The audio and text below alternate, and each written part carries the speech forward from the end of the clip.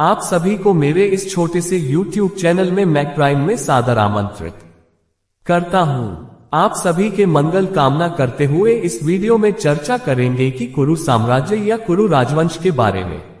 कब और कहां से उत्पत्ति हुई थी एक कुरु राजवंश, कहां से कहां तक फैला था एक कुरु साम्राज्य, क्या है इस कुरु राजवंश का इतिहास। इससे पहले आप सभी से मेरा विनम्र निवेदन है कि यदि आपको वीडियो पसंद आए तो चैनल को सब्सक्राइब करके चैनल के मनोबल को और बढ़ाएंगे आशा करता हूं। कुरु साम्राज्य या कुरु राजवंश उत्तरी लौह युग के प्राचीन भारत का हिंदू साम्राज्य था। कुरु साम्राज्य की सीमाएं वर्तमान दिल्ली, हरियाणा, पंजाब और उत्तर प्रदेश के पश्चिमी भाग शामिल थे।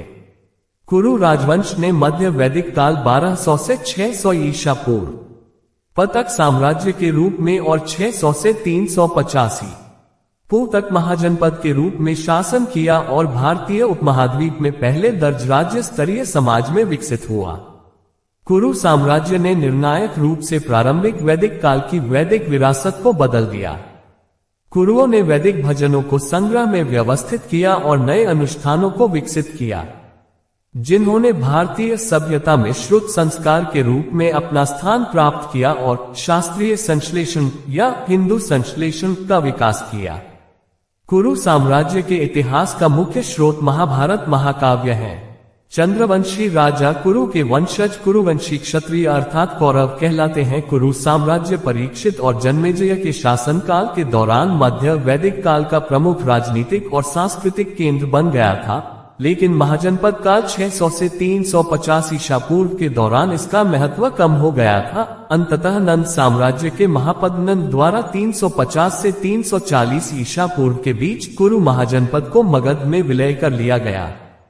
कुरु साम्राज्य को समझने के लिए मुख्य समकालीन स्रोत जैसे महाभारत और प्राचीन हिंदू ग्रंथ हैं, जिसमें इस अवधि के दौरान जीवन का विवरण और ऐतिहासिक व्यक्तियों और घटनाओं के बारे में उल्लेख मिलता है। पूर्व वैदिक काल में चंद्रवंशी कुरु राजवंश की उपशाखा भारत राजवंश के राजा कुरु हुए। वह एक महान और प्रतापी राजा थे, जिसके बाद भारत राजवंश और पौरव राजवंश का नाम कुरुवंश हो गया। कुरुवंश के शासक कौरव भी कहे जाते थे। कुरु सम्राट वर्तमान हरियाणा के एक बड़े क्षेत्र पर शासन करते थे, जहां उसे कुरुक्षेत्र कहा जाने लगा। महाराजा कुरु के 3 पुत्र थे, अर्थात विदुर्त प्रथम जो प्रतिष्ठान का शासक बना, युषिताश जो बहुत कम उम्र में मर गया और सुधन्वा जो मगध का शासक बना। विदुर्त हस्तिनापुर का राजा बना और राजवंश को आगे बढ़ाया। भीष्म, शांतनु और प्रतीप के जन्म से पहले का ये कुरुक्षेत्र द्वापर युग में यज्ञ भूमि यानी पवित्र स्थान था। उत्तर वैदिक काल कुरुक्षेत्र युद्ध के बाद युधिष्ठिर के नेतृत्व साम्राज्य का विस्तार हुआ और पूर्ण उत्तर भारत इनके अधीन हो गया। कुरुक्षेत्र में अपनी सत्ता के केंद्र के साथ कौरवों ने उत्तर वैदिक काल का पहला राजनीतिक केंद्र बनाया और लगभग 1200 से 800 बीसी तक प्रमुख रहे थे। पहले कुरुओं की राजधानी हरियाणा में थी, जिसकी पहचान हरियाणा में आधुनिक असंध से हुई थी। बाद में कुरुओं की राजधानी इंद्रप्रस्थ, आधुनिक दिल्ली और हस्तिनापुर आदि महानगर रहे। कुरुक्षेत्र में अपनी सत्ता के केंद्र के साथ कौरवों ने उत्तर वैदिक काल का पहला राजनीतिक केंद्र बनाया और लगभग 1200 से 800 बीसी तक प्रमुख रहे थे। पहले कुरुओं की राजधानी हरियाणा में थी, जिसकी पहचान हरियाणा में आधुनिक असंध से हुई थी। बाद में कुरुओं की राजधानी इंद्रप्रस्थ जो आधुनिक दिल्ली और हस्तिनापुर आदि महानगर रहे। अथर्ववेद में कौरवों के राजा सम्राट परीक्षित की प्रशंसा करता है, जो एक संपन्न समृद्ध क्षेत्र के महान शासक के रूप में है। अन्य वैदिक ग्रंथों जैसे कि शतपथ ब्राह्मण में परीक्षित के पुत्र जन्मेजय को एक महान विजेता के रूप में स्मरण करते हैं, जिन्होंने अश्वमेध यज्ञ किया था। इन 2 कुरु राजाओं ने कुरु राज्य के एकीकरण और श्रुत अनुष्ठानों के विकास में एक निर्णायक भूमिका निभाई थी। जैनों के उत्तराध्ययन सूत्र में इंद्रप्रस्थ के इक्ष्वाकु नामक राजा का उल्लेख मिलता है। जातक कथाओं में सुतसोम, कौरव और धनंजय यहाँ के राजाओं का नाम मिलता है। कुरुधमा जातक के अनुसार यहाँ के लोग अपने सीधे सच्चे मनुष्योचित बर्ताव के लिए अग्रणी माने जाते थे और दूसरे राष्ट्रों के लोग उनसे हिंदू धर्म को सीखने आते थे। कुरुक्षेत्र युद्ध कौरवों से दुर्योधन और पांडवों से युधिष्ठिर द्वारा नेतृत्व सेना के मध्य कुरु साम्राज्य के सिंहासन की प्राप्ति के लिए लड़ा गया था। इस महायुद्ध में युधिष्ठिर की विजय हुई और अधर्म का नाश हुआ। भगवान श्री कृष्ण ने धर्म का यानी युधिष्ठिर का सहयोग किया और मानवता को श्रीमद् भगवद गीता का अमूल्य ज्ञान दिया। कुरुक्षेत्र युद्ध का वर्णन महर्षि कृष्णद्वैपायन वेद व्यास द्वारा महाभारत ग्रंथ में किया गया है, वही इस ग्रंथ के रचयिता है। कृष्णद्वैपायन वेद व्यास महर्षि पराशर और सत्यवती के पुत्र थे। महाभारत ग्रंथ का लेखन भगवान गणेश ने महर्षि वेद व्यास से सुनकर किया था। वेद व्यास महाभारत के रचयिता ही नहीं बल्कि उन घटनाओं के साक्षी भी रहे हैं जो क्रमानुसार घटित हुई हैं। महाभारत के अनुसार इस युद्ध में भारत के प्रायः सभी जनपदों ने भाग लिया था।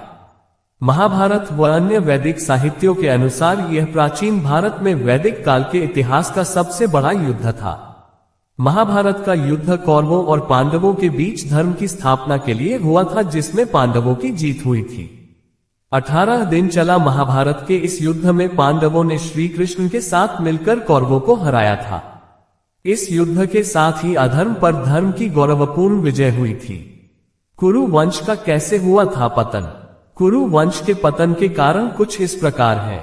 सल्व जनजाति द्वारा पराजित होने के बाद कौरवों की शक्ति में गिरावट आई और वैदिक संस्कृति का केंद्र उत्तर प्रदेश में पांचाल क्षेत्र में बदल गया, जिसका राजा केसीन दरग्यक स्वर्गीय कुरु राजा का भतीजा था।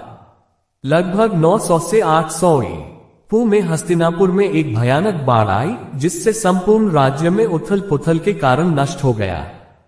इसके बाद लगभग 800 ईसा पूर्व में कौरवों ने राजधानी को कौशांबी में स्थानांतरित कर दिया और कुरुवंश वत्स महाजनपद में विकसित हुआ। वत्स महाजनपद का शासन जो क्रमशः ऊपरी दोआब में दिल्ली और हरियाणा और निचले दोआब पर शासन करते थे। कुरु वंश की वत्स शाखा आगे कौशांबी और मथुरा में शाखाओं में विभाजित हो गई। अन्य और अंतिम कुरु शासक निर्बल सिद्ध हुए, जिन्हें नंद साम्राज्य के सम्राट महापद नंद द्वारा लगभग 350 से 340 ईसा पूर्व में पराजित कर दिया गया और उनका शासन समाप्त हो गया। प्रिय मित्रों, ये थी कुरु वंश के इतिहास। वीडियो कैसा लगा कमेंट करके बताना। अगर आपको वीडियो पसंद आया तो चैनल को आप सब्सक्राइब जरूर करना। कल फिर एक नए वीडियो लेके आपके सामने प्रस्तुत करेंगे। आप सब खुश रहे, मस्त रहे।